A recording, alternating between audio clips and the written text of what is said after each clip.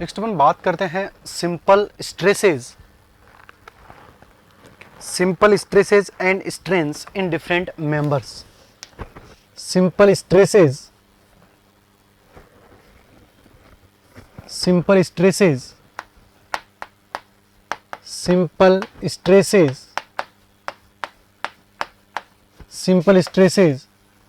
and strains of different member.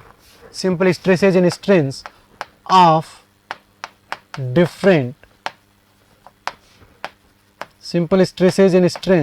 of different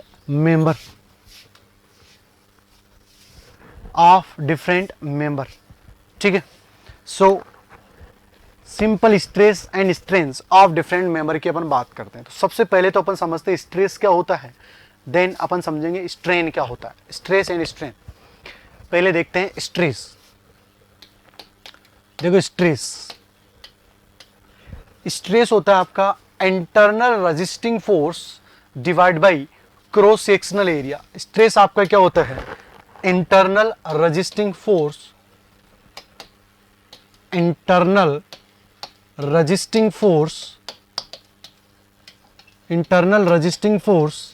upon में cross sectional area, ये होता है आपका स्ट्रेस।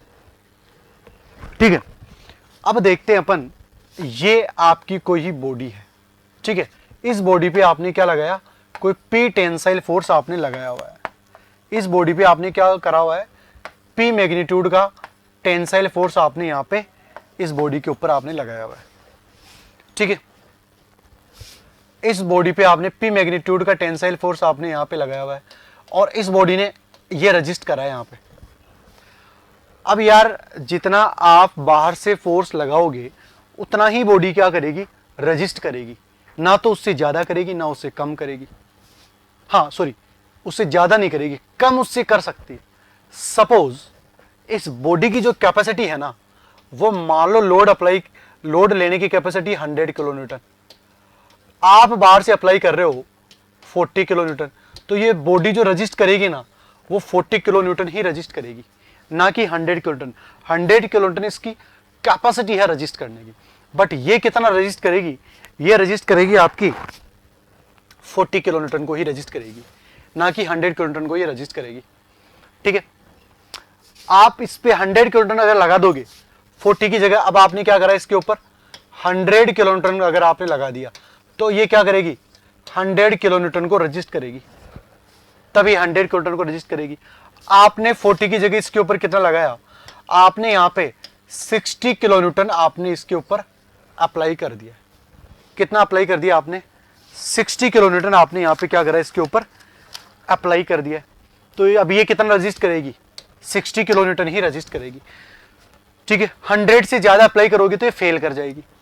तो स्ट्रेस क्या होता है, इंटरनल रेजिस्टिंग फोर्स, लेकिन बाय डिफॉल्ट जो इंटरनल रेजिस्टिंग फोर्स की जो वैल्यू है वो उतनी ही आ जाती है जितनी आप बाहर से फोर्स अप्लाई करते हो, उतनी ही वैल्यू आ जाती है जितनी आप बाहर से फोर्स अप्लाई करते हो। सो बाहर से आपने कितना फोर्स अप्लाई करा, पी फोर्स आपने बाहर से फोर्स अप्लाई करा हुआ है। तो इसलिए डायरेक्टली अपन क्या लिख देते हैं, स्ट्रेस पी बाई ए, लेकिन ये पी यहां पे क्या है, इंटरनल रजिस्टिंग फोर्स है। कितना मेंबर ने इंटरनली फोर्स को रजिस्ट करा है, उतना ही रजिस्ट करेगी जितना आप बाहर से अप्लाई करोगे। ठीक है। तो ये हो जाएगा आपका स्ट्रेस, फोर्स अपॉन में एरिया। ठीक है। स्ट्रेन क्या होता है उसको अपन समझ लेते हैं। ये आपका स्ट्रेस है, कंसेप्ट आपके समझ में आया होगा। स्ट्रेस डायरेक्टली आपको ये नहीं बोलना है, कोई पूछे what is stress, then you have not say that कि stress is the force upon में एरिया। ठीक है। Stress is the internal resisting force divide upon में एरिया, क्रॉस सेक्शन एरिया। ठीक है। नेक्स्ट अपन बात कर रहे हैं स्ट्रेन की। नेक्स्ट अपन किसकी बात कर रहे हैं, स्ट्रेन की अपन बात कर रहे हैं। नेक्स्ट अपन किसकी बात कर रहे हैं, स्ट्रेन की अपन बात कर रहे हैं। स्ट्रेन, नेक्स्ट अपन किसकी बात कर रहे हैं, स्ट्रेन की बात कर रहे हैं। यहां पे देखो पी लोड अपन ने अप्लाई करा है, कितना पी लोड यहां पे अप्लाई कर दिया। ठीक है।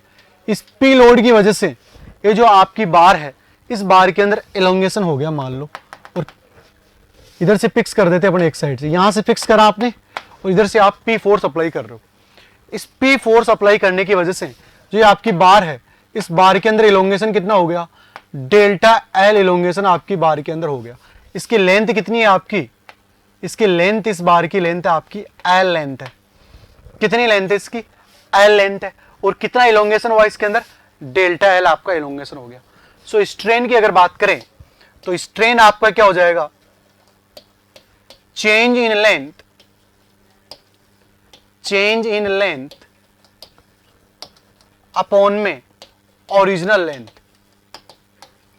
अपॉन में क्या हो जाएगा आपका, ओरिजिनल लेंथ।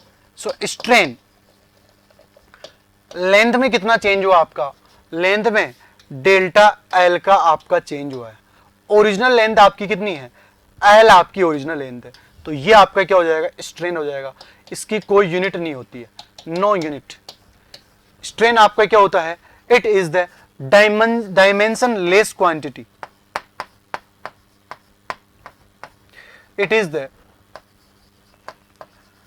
dimensionless quantity।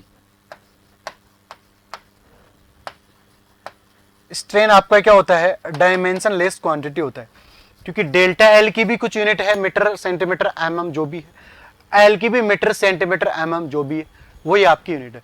तो स्ट्रेन आपका क्या होता है, it is the dimensionless quantity आपकी होती है। ये क्या होता है आपका, डायमेंशनलेस आपकी क्वांटिटी होती है। ठीक है, ये आपका स्ट्रेन हो गया। नेक्स्ट अपन बात करते हैं इसी के अंदर, टॉपिक आपका क्या है, simple stresses and strain of different member, ये टॉपिक है। इसी के अंदर अपन प्रॉपर्टीज अपन पढ़ेंगे मटेरियल की, मटेरियल की प्रॉपर्टीज अपन डिस्कस करेंगे। तो माइल्ड स्टील का जो कर्व है वो अपन डिस्कस कर रहे हैं अब,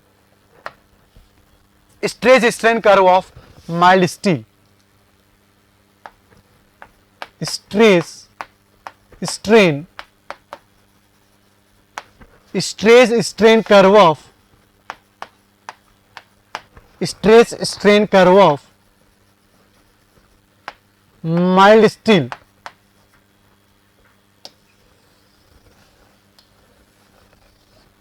stress strain curve of mild steel. Mild steel का अपन क्या कर रहे हैं, स्ट्रेस स्ट्रेन कर्व अपन देख रहे हैं माइल्ड स्टील के लिए। ठीक है, तो देखो माइल्ड स्टील का स्ट्रेस स्ट्रेन जो कर्व है आपका वो कैसा निकल के आता है, इसके सारे पॉइंट अपन डिस्कस करेंगे। यहां पे आपका स्ट्रेस है, यहां पे आपका क्या है, स्ट्रेस है, और यहां पे एक्स एक्सिस पे आपका क्या है, स्ट्रेन है। वाई एक्सिस पे आपका स्ट्रेस है और एक्स एक्सिस पे क्या आपका स्ट्रेन है। सो माइल्ड स्टील का जो कर्व है वो कर्व कुछ ऐसा आपका निकल के आता है।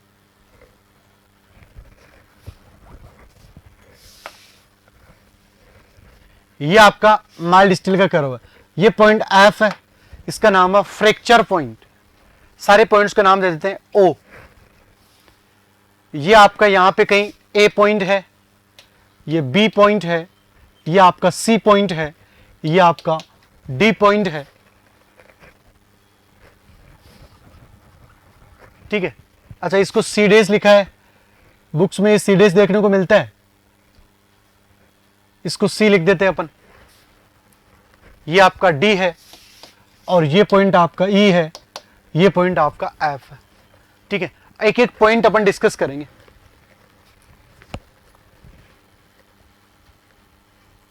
एक एक पॉइंट अपन क्या करेंगे, डिस्कस करेंगे यहां पे। ठीक है, ई पॉइंट के ऊपर, ए पॉइंट के ऊपर जो स्ट्रेन है, स्ट्रेन माइल्ड स्टील के अंदर कितना हो जाता है, ई पॉइंट के अंदर 10 to 12% स्ट्रेन हो जाता है। कहां पे, ए पॉइंट के ऊपर। ए पॉइंट के ऊपर स्ट्रेन कितना आता है, 10 to 12%। और जो ये जो फ्रैक्चर पॉइंट है, जहां पे आपका माइल्ड स्टील जस्ट फेल कर जाता है, यहां पे आपकी जो ये वैल्यू है, ये वैल्यू आपकी आती है 25 to 30%। कितनी वैल्यू आती है, 25 से 30% आपकी वैल्यू आती है। ई पे कितनी वैल्यू आती है आपकी, 10 से 12% आपकी वैल्यू आती है। ई पे वैल्यू कितनी आ रही है, 10 से 12% आपकी वैल्यू आती है। ठीक है, अब देखते हैं, अपन बात करते हैं पॉइंट ए की बात करते हैं पहले। ये आपका माइल्ड स्टील का स्ट्रेस स्ट्रेन कर्व है, माइल्ड स्टील का स्ट्रेस स्ट्रेन कर्व है। अपन बात कर रहे हैं पॉइंट ए की। पॉइंट ए किसकी बात कर रहे हैं? Point A. पॉइंट ए आपका क्या हो जाएगा देखते हैं। पॉइंट ए, पॉइंट ए की अपन बात कर लेते हैं। पॉइंट ए क्या है? It is called proportional limit. Point A क्या है आपका? It is called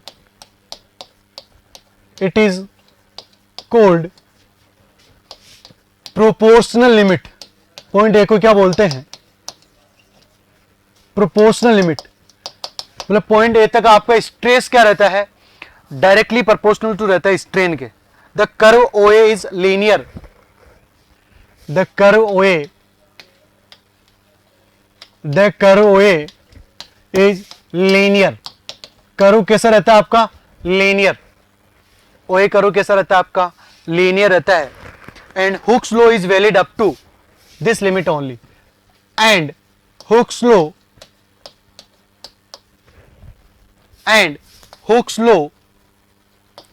is valid. Hooke's law is valid up to this limit only, and Hooke's law is valid up to this limit only. Hooke's law आपका इस limit तक क्या रहता है? Valid रहता है आपका। Hooke's law आपका इस लिमिट तक वैलिड रहता है। पॉइंट है क्या? It is called proportional limit. The curve OA is linear and Hooke's law is valid up to this limit only. Hooke's law आपका इस लिमिट तक क्या रहता है? Hooke's law क्या होता है आपका? Hooke's law stress directly proportional to strain. ये आपका क्या रहता है? Hooke's law रहता है। Stress directly proportional to strain, ये आपका रहता है Hooke's law। तो stress directly proportional to strain, ये जो Hooke's law है, ये आपका कहां तक वैलिड रहता है? ये आपका वैलिड रहता है प्रोपोर्शनल लिमिट तक, OA तक। कहां तक वैलिड रहता है? OA तक आपका वैलिड रहता है। ठीक है, नेक्स्ट अपन बात करते हैं पॉइंट बी की। ये पॉइंट ए हो गया आपका। नेक्स्ट अपन किसकी बात कर रहे हैं? पॉइंट बी की अपन बात कर रहे हैं। पॉइंट बी, पॉइंट बी होता है आपका इलास्टिक लिमिट। नेक्स्ट अपन किसकी बात कर रहे हैं? पॉइंट बी की अपन बात कर रहे हैं। Point B, elastic limit. Point B क्या होता है आपका? इलास्टिक लिमिट होता है। मतलब आप अगर लोड लगाते हो बी तक और वापस लोड को रिमूव कर देते हो तो आपका मेटेरियल वापस अपनी ओरिजिनल पोजीशन पे आ जाता है। देखो ये 100% सही नहीं है, क्योंकि मेटेरियल पे अगर आप लोड अप्लाई करोगे तो मेटेरियल अपने 100% पोजीशन पे नहीं आता है, कुछ ना कुछ उसके अंदर स्ट्रेन रिजर्व हो जाता है। ठीक है, तो बी पॉइंट क्या है आपका? इलास्टिक लिमिट है। After unloading within B, elastic limit. Next बात करते हैं after unloading. After unloading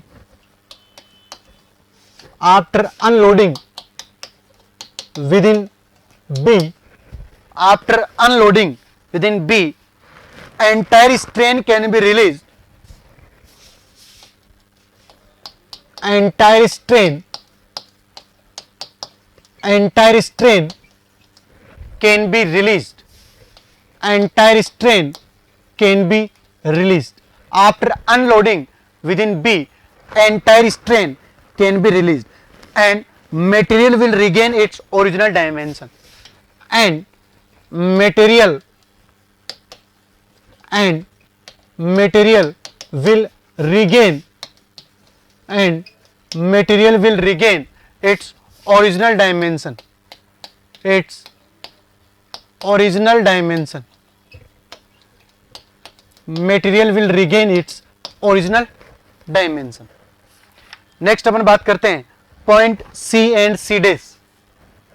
next अपन किसकी बात कर रहे हैं? Point C and C dash. Point C and C dash. C dash is called upper end point.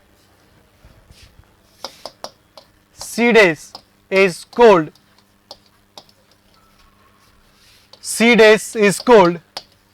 upper yield point. C dash is called upper yield point and C is called lower yield point and C is called lower yield point. C dash is called upper yield point and C is called lower yield point. या फिर जो C होता है आपका, ये होता है actual yield point. C को क्या बोलते हैं? Actual yield point. Point C and C dash. C dash is called upper yield point. C dash को क्या बोलते हैं? Upper yield point. And C is called lower yield point या फिर actual yield point.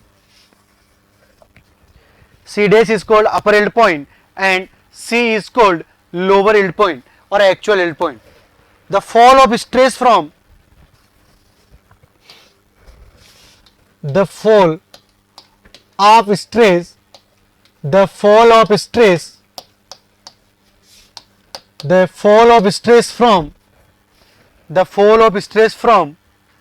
C dash to C is due to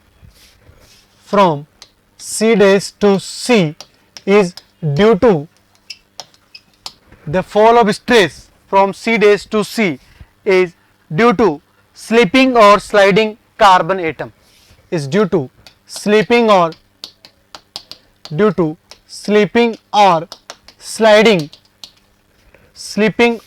sliding carbon atom. Slipping or sliding carbon atom in the molecular structure of steel. In the molecular structure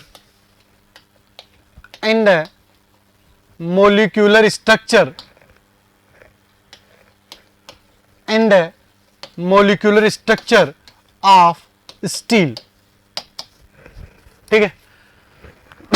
The fall of stress from C dash to C is due to slipping or sliding carbon atom in the molecular structure of steel. देखो यहाँ पे stress जो है ना वो कहां से कहां तक आ रहा है? C dash तक पहुंच के फिर कम हो रहा है, C तक आ रहा है.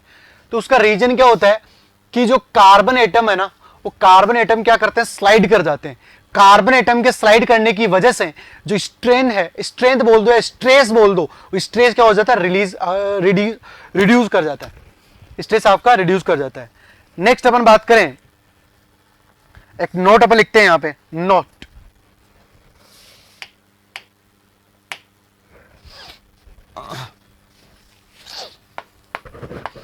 अपन क्या लिख रहे हैं यहां पे? नोट अपन लिख रहे हैं. एक नोट अपन लिख रहे हैं. नोट देखो कौन सा नोट है. For mild steel, the point A, B and C are very close to. For mild steel, the point A, B and C are. For mild steel, the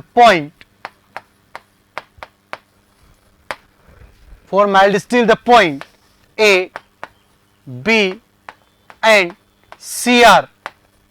For mild steel, the point A, B and C are very close to each other.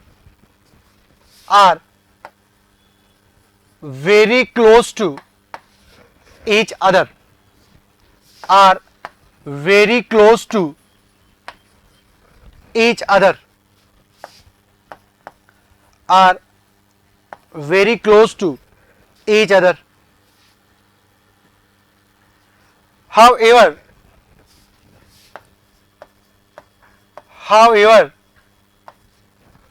sigma C, stress sigma C पे ज्यादा होता है B पे और A पे. ठीक है. सो mild steel के जो A, B एंड C एक कर्व के अंदर दिखा है आपको, कर्व के अंदर ऐसा दिखाया है. देखो कितना दूर दिख रहा है कर्व में. इस कर्व के अंदर कितना दूर दिख रहा है? A, B और C दूर दिख रहे हैं. बट माइल्ड स्टील के अंदर एक्चुअल में जो है कर्व बहुत पास पास होते हैं, पास पास इतना नहीं दिखा सकते थे, ठीक है, वो प्रॉपर दिखता नहीं यहां से, ठीक है, तो इसलिए तो इनको थोड़ा दूर दूर बनाया, बट एक्चुअल में कर्व काफी पास पास आपके होते हैं। लेकिन स्ट्रेस आपका सी पे ज्यादा होता है, बी पे, ए पे, पास पास होते हैं, but sigma C greater than sigma B greater than sigma A. Stress कहां पे ज्यादा होता है, सी पे, बट इन पे डिफरेंस बहुत कम होता है, ये नोट लिखा हुआ है। अब नेक्स्ट बात करते हैं अपन रीजन सीडी की। सीडी रीजन देखो, सीडी बहुत डेंजर रीजन है। सीडी क्या, बहुत ज्यादा डेंजर रीजन है। क्यों डेंजर है, क्योंकि देखो यहां पे कोई स्ट्रेस अप्लाई नहीं करा है तो भी आपका मेटेरियल में स्ट्रेन बढ़ता जा रहा है। डेंजर रीजन है ना, बहुत डेंजर रीजन है। सो बात करें किसकी, रीजन सीडी की। किसकी बात कर रहे हैं अपन, रीजन सीडी की। Region CD, region CD, CD region की अपन बात कर रहे हैं। देखो क्या है region CD, it is called yield plateau. इसको क्या बोलते हैं, yield plateau. It is called yield plateau. It is called yield plateau. It represents the plastic deformation of mild steel. It represents the plastic deformation of mild steel. It represents the plastic deformation. It represents the plastic deformation of mild steel. It represents the plastic deformation of mild steel. Mild steel का plastic deformation को represent करता है, ठीक है। The stress corresponding to it is called yield stress. The stress corresponding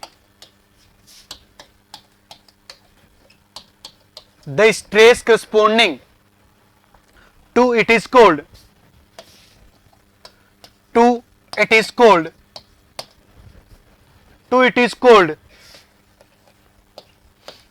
the stress corresponding to it is called yield stress.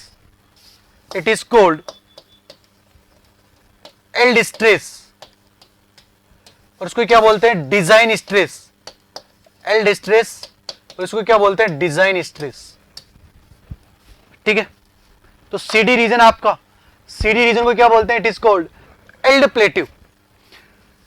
It represents the plastic deformation of mild steel. ये क्या represent करता है, mild steel का plastic deformation को ये represent करता है। Mild steel के प्लास्टिक डिफॉर्मेशन को ये रिप्रेजेंट करता है। यहां पे विदाउट एनी स्ट्रेस अप्लाई करे हुए स्ट्रेन आपका काफी ज्यादा देखने को मिलता है, स्ट्रेन काफी ज्यादा यहां पे देखने को मिलता है।